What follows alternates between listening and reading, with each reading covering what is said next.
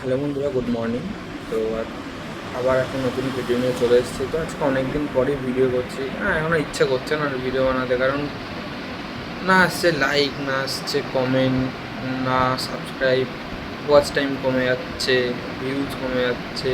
তো এর জন্যে আর ভিডিও বানাচ্ছি না, ভালো লাগছে না। তো ভাবলাম আজকে দিয়ে আবার শুরু করব।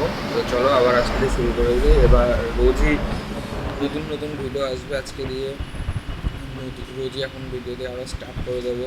তো সবাইকে জিজ্ঞেস করলাম, আমার বন্ধু বান্ধবদের, ওরা বললো যে ভিডিও ঠিকঠাক ছাড়ি না বলে, উল্টোপাল্টা টাইমে ছাড়ি বলে, তার জন্য এরকম হচ্ছে।